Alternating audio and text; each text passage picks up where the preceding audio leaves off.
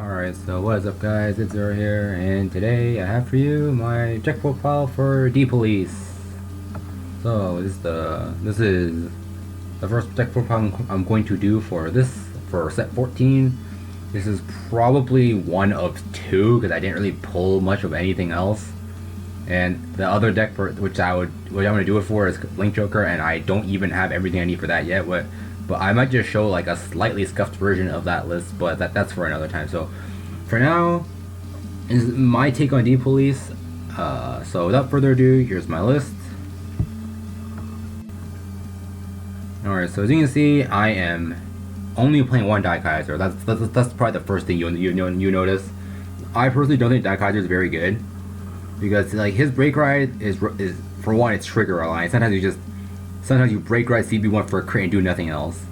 Like, yes, the break ride's like cool and all, but like, I just think it's really unreliable, and I don't think, and since you are on a break ride, if you ride Daiyusha, you're playing a very vanilla Vanguard-esque kind of game where you just kind of trade rears, punch face ones, pass.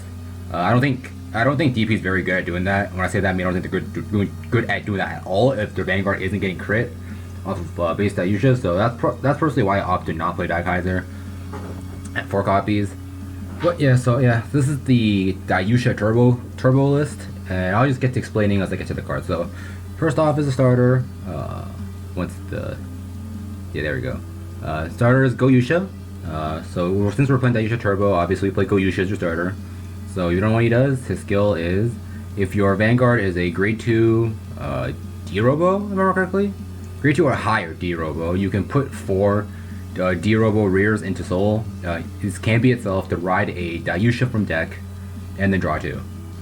Oh yeah, this has been around since what, set 7 I think? Blue Storm Armada, where first got Great Daiyusha. You usually just go into him turn 2 into base Daiyusha, get a crit, and yeah, you do cool crit things early on. Just get the Spirit Ride too, so you get to be on a 10k base early. Fortune's on 11k, but what can you do? Next up, in my opinion, the best card that D-Police got from this set, the Die Brave. So his skill is, in Soul, CB1, Soul Blast him out, and you give your Vanguard the ability on hit draw. So this is not only draw power for D-Police, it's also cheap. Only CB1, and you're not too kind of less intensive in this deck, so you can actually afford to do it. If you can ride this, you always want to ride this, because sometimes if your hand just isn't good enough for superior riding, because let's say you end up bricking like grade 3s in here or something like that, you can at least ride this, Soul Blast it turn 2, and just give your grade 2 the on hit draw ability, so you can still just draw into cards and stuff. So yeah, pretty good. Also, it's Soul Fodder for Daiyusha. When you shove stuff in, you ideally want to shove in all your grade 1s. So yeah, so that's why we're playing. This game load. 5 of these bricks. I don't remember their names. I quite frankly don't care. They are the in Soul. You Soul Blast them out to give your Vanguard 3k. So the thought process behind this grade 1 lineup is that I want all my grade 1s to be good rides, and that's what they are. They're all good rides. They're all stuff that helps Daiyusha either get crit, or in the case of the 5 bricks, or lets you draw to keep playing the game in the form of the Die Brave. So yeah, that's my thought process behind the 5 Soul Fodder grade 1s.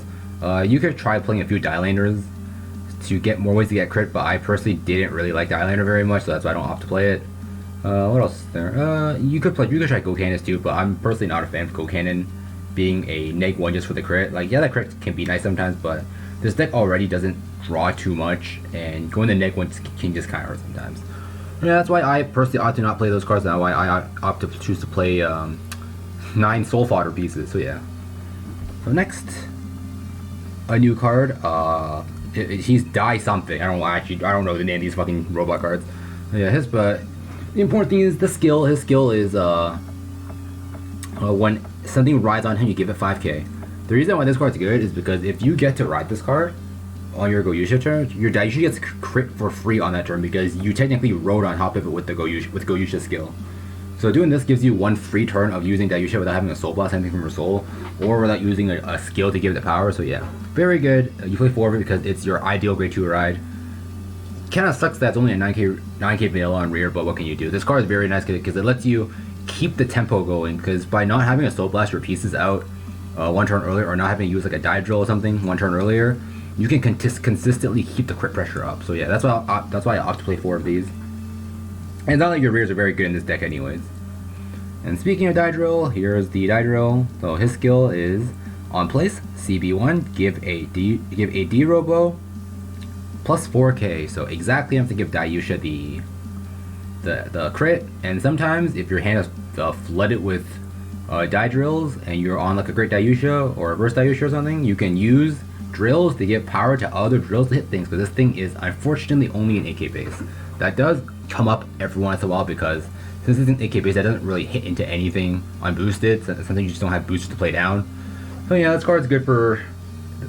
It's mainly here just to give your base Daiyusha the crit, but sometimes stuff like that comes up too. Just to let stuff hit unboosted when they shouldn't be hitting unboosted. So yeah.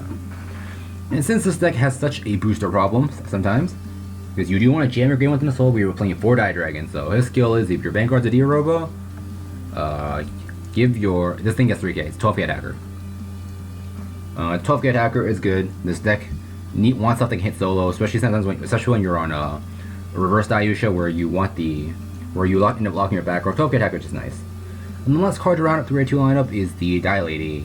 Her skill is, on hit to Vanguard, give something 3Ks and give it to anything. If I remember correctly, this thing can give it to anything. But yeah, we play her mainly because she's a D-Robo name that can give power sometimes. But since she only gives 3K, she doesn't fulfill Daiyusha's condition by herself, and she needs to hit Vanguard, so it can be awkward sometimes. This card's basically only good on turn 2. That's why I only opt to play 1 of her. If you want a more guaranteed way to get more power, you could play like 1 Cosmo Beak here instead. I don't think it being not D-Robo name is too big of an issue, because it's only your 1 of. You can play around with it. This one's flex spot is kind of whatever. You can even play a vanilla here if you want, but I think this thing has some kind of utility and it's on name, so that's why I have to play it. Next up for grade 3, we have the main ride, the first ride of the deck, what you want to go into every game. Turn 2, the base Daiyusha. His skill is Vanguard rear, CB2, give himself 2k. Oh, actually, I didn't know this thing was this. I know this thing had a rear skill. I didn't know that didn't work. I didn't know it worked on rear. CB2, give it 2k power. Sometimes if you only have 1 brick in your soul to soul blast, you can do that to fulfill the 1k missing extra power. Usually you don't want to do this because you'd rather use your counter blast for like drills or die braves, mainly die braves. So yeah, comes up sometimes. It's not completely useless, so that skill is relevant sometimes. And then the other skill is, on your Vanguard circle, if he has 14k power or bigger before attacking, he gets +1 crit. Pretty good. That's how this deck works. You use his skill to get him to 14k every turn, at least, and then you just punch for 2 crit every turn. Starting turn 2, so yeah, that's what's nice. And then the 0 exclusive buff, if you don't already know, from hand, you can remove him from the game, so it doesn't go back to deck or anything like that.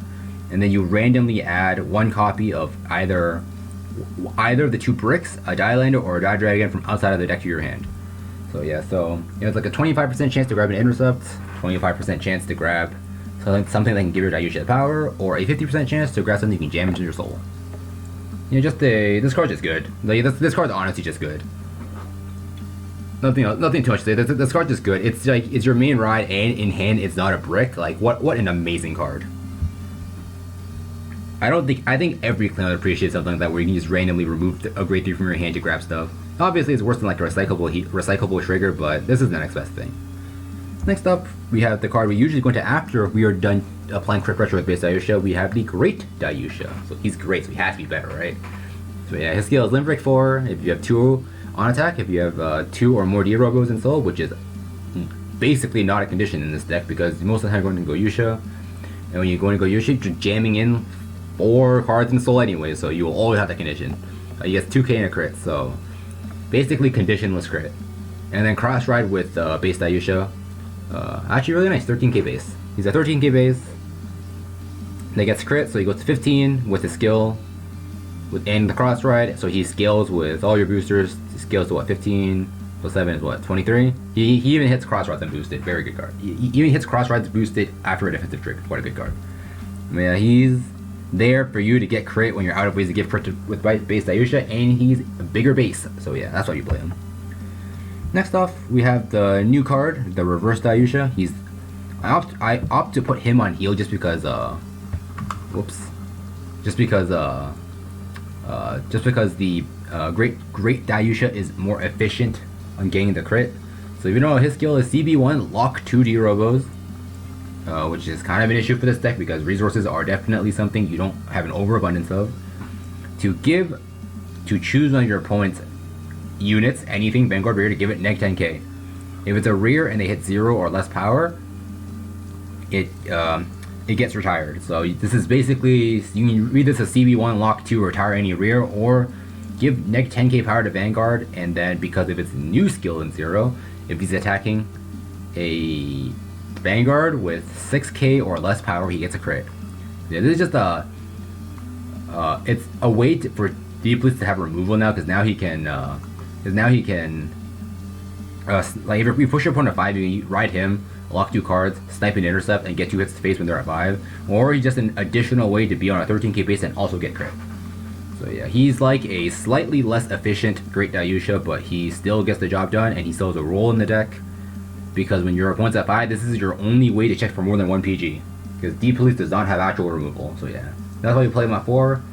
He's still not as good as Great Daiyusha in my opinion, so that's why he's my heal trigger. But realistically, you don't hold either or in your hand in opening mulligan anyways.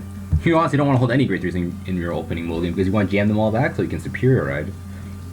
And then the one of is the Daikaiser.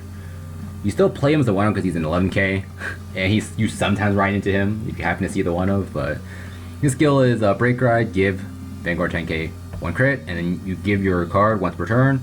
You drive check a grade 3. If your opponent were to perfect guard, they have to use at least 2, otherwise they cannot perfect guard. So guard restrict. On paper, it seems pretty good. 2 PGs or die from 3, because most of the time you're writing something that's a crit anyways. It's pretty good, and this skill honestly is pretty good. If only you didn't have to check the trigger for this skill to happen.